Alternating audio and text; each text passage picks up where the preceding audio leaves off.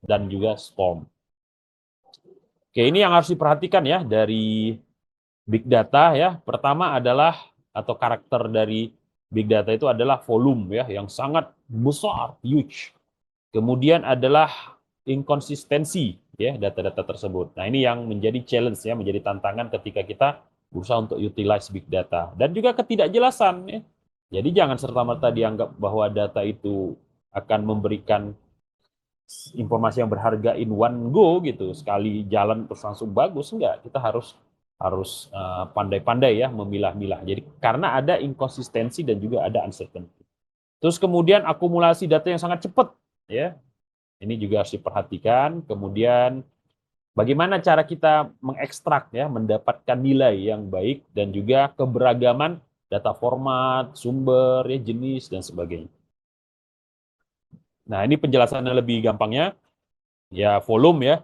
Tentu kita tahu ya, volume itu terkait dengan ukuran ya, yang ukurannya sangat enormous, sangat besar. Jadi bayangkan kalau apa namanya seluruh data-data tersebut membentuk apa wujud atau berwujud, tentu bahkan lebih besar dari bumi kita ya, bahkan mungkin lebih besar dari apa galaksi gitu. Karena data yang sangat banyak banyak tadi ya, sehingga mau tidak mau harus kita scale ya, sehingga dia menjadi bentuk yang lebih kecil ya, atau dalam istilahnya istilah statistik itu kita harus sampel ya. Jadi prosesnya itu adalah mengeneralisasi. Nah, sama dalam proses nanti pemanfaatan big data, ya kita tidak fokus ke volume yang besar tadi, tapi kita fokus ke polanya.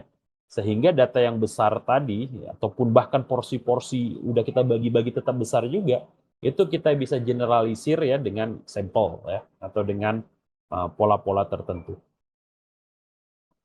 Untuk menentukan ya nilai dari data,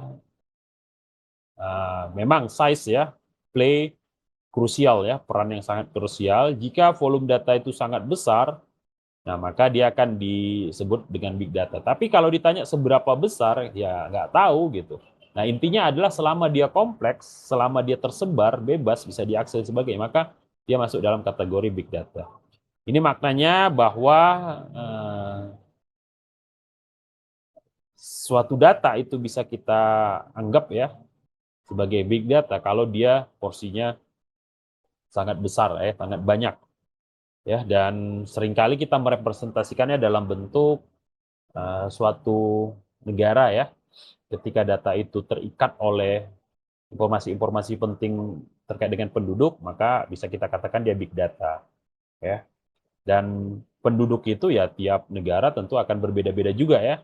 Makanya ini alasan tidak ada threshold atau batasan yang clear, yang jelas seberapa banyaknya ya. Bisa jadi penduduk Indonesia banyak ya, ada hampir 300 juta, tapi bayangkan penduduk Vatikan ya mungkin cuma berapa ya, puluhan ya, atau penduduk Sri Lanka ya, jutaan dan sebagainya. Tapi itu juga bisa dikategorikan big data. Kenapa? Karena tentu data yang disimpan tidak hanya terkait dengan data-data kependudukan saja ya, tapi juga data-data yang lain yang mungkin ada sifatnya historis, ada data terkait dengan pekerjaan sehari-hari ya, terkait dengan relasi dan sebagainya. Kemudian varietas ya atau keberagaman ya. Data sekarang ini datang dengan berbagai tipe format ya, yang tradisional ada, yang hierarkikal ada, dan ini diciptakan oleh end user secara langsung ataupun OLAP ya, suatu mekanisme. Oke, kita keluar turun.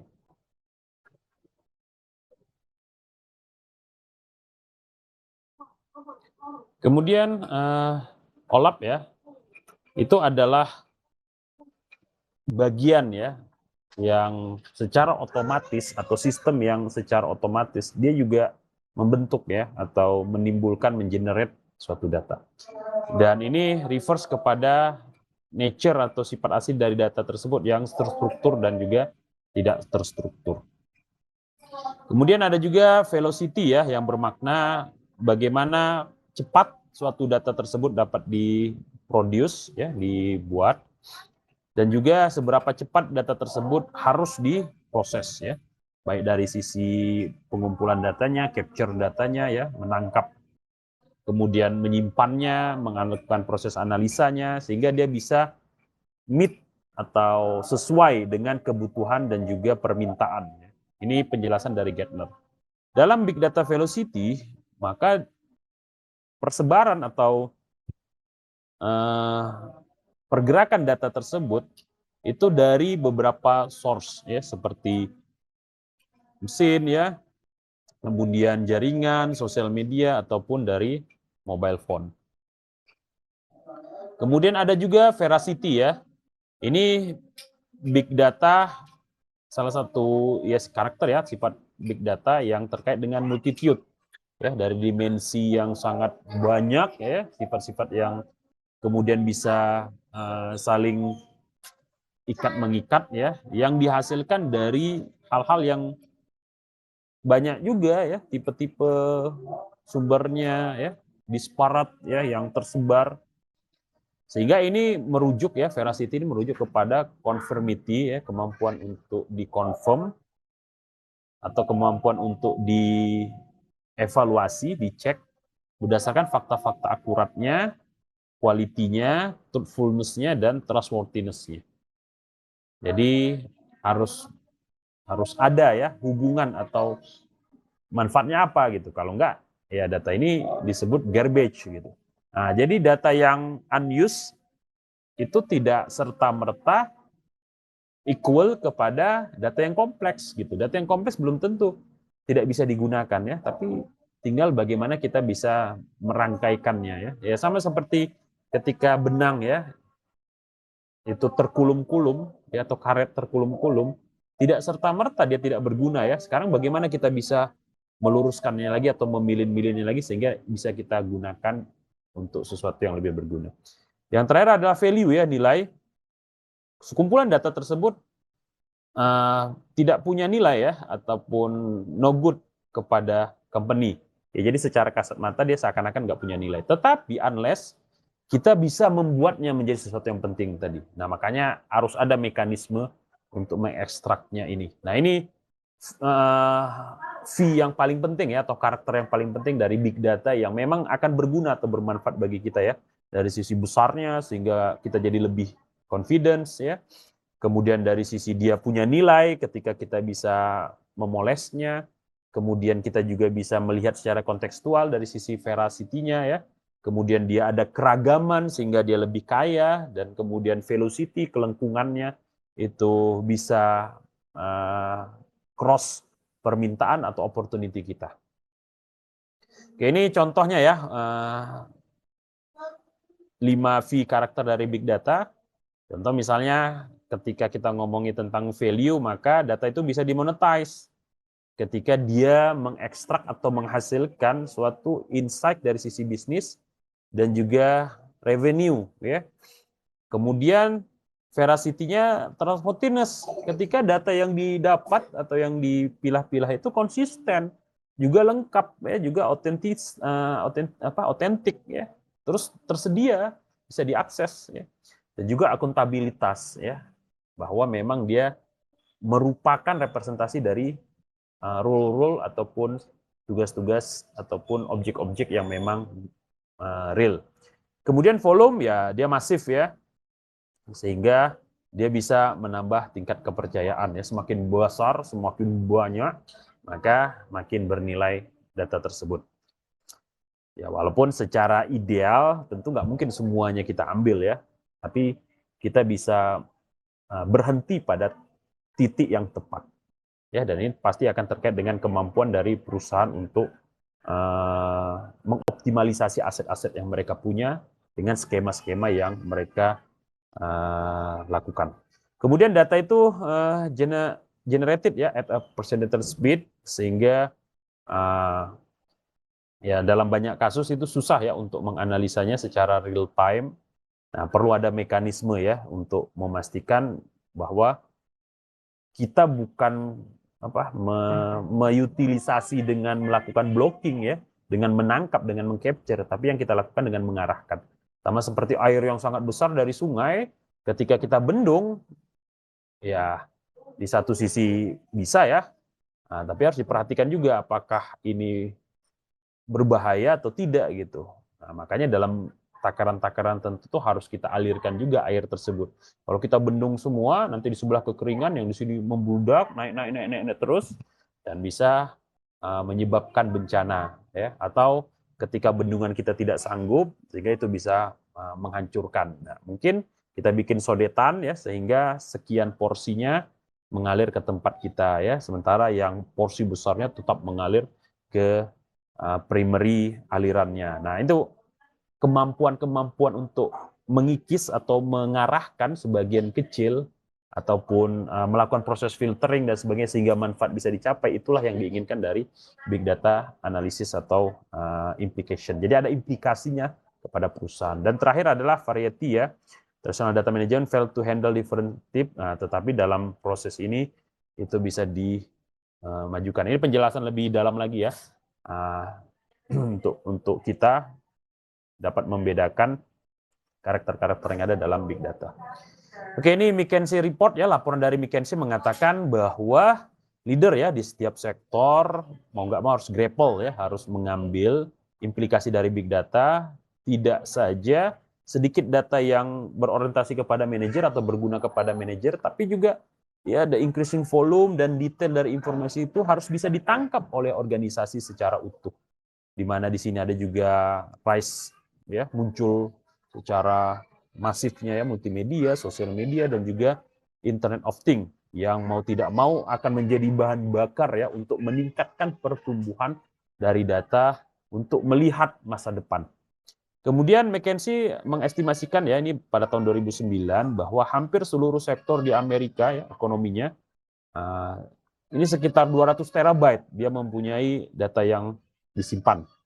2 kali ukuran retail dari Walmart data warehouse di tahun. Jadi dalam waktu 10 tahun saja, ya, ternyata perkembangan sangat besar banget, ya, di mana setiap company itu punya lebih dari 1.000 employee.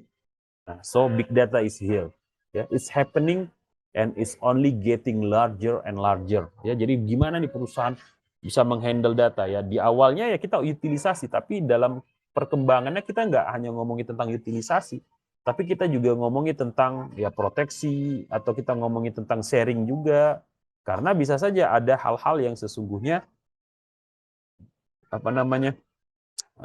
redundant gitu prosesnya antar satu perusahaan dengan perusahaan yang lain, ya, minimal dalam kerangka grup, ya, kerangka konsorsium misalnya dan lain sebagainya.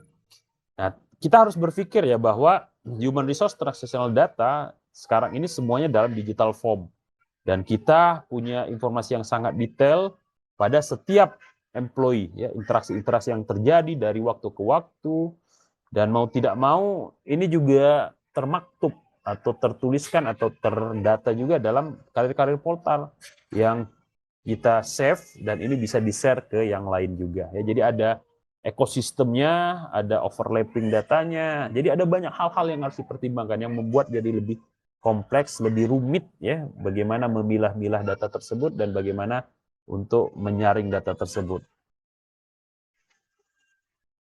Oke, oleh karena itu implikasi sosial dari big data itu wajib, ya, atau harus kita pertimbangkan sebagai sesuatu yang menguntungkan. Jadi jangan hanya dianggap itu sebagai sesuatu yang merugikan, ya. Nah, menguntungkan itu bagaimana? Ketika kita siap untuk menerima tantangan dan ketika kita berusaha untuk memperbaiki bagaimana kita bersikap atau menyikapi data-data tersebut, ya. Nah, karena stakeholder beragam, ya. Kemudian juga bisnis entitas yang secara berkelanjutan menggunakan big data, ya, untuk layanan perencanaannya, juga layanan klasifikasinya, ya, layanan untuk menentukan, ya, atau mengambil keputusan, sementara government agency melihat peluang ini sebagai inisiatif open data, ya, inisiatif keterbukaan yang bisa membuka, ya, potensialitas yang ada pada rakyat, ya, dataset rakyat yang bisa nge-push atau mendorong mereka sehingga mereka bisa berinovasi. Kemudian inovasi big data itu juga harus di-apply dan di-deploy secara bertanggung jawab dengan respect ya, hormat kepada hak-hak dari konsumen. Dalam kaitan ini adalah privasi dan juga keamanan ya, dengan prinsip-prinsip yang baik ya. Kemudian juga menciptakan suatu pengelolaan data yang robust, yang tangguh, yang bisa bukan hanya menyampaikan outcome ya, menyampaikan hasil gitu, tapi juga bagaimana prosesnya dan kenapa harus diproses ya, di archive, di koleksi dan sebagainya, sehingga muncul tanggung jawab ya, muncul keterbukaan dan muncul sikap saling menghargai. Karena kita ngomongin tentang efek yang potensial dari big data. Big data sangat berguna ya bagi setiap individu, di mana teknologi baru akan selalu dikembangkan dan perusahaan akan selalu mencari cara untuk mengutilisasi informasi-informasi yang available. Nah, situasi current ini itu hanya bisa didefinisikan sebagai revolusi knowledge ya. Gadget itu punya ya kemampuan untuk menyimpan, dan dalam perspektif yang lebih luas, akhirnya gadget itu menjadi pintu bagi kita untuk mengakses big data. Oke, ini beberapa limitasi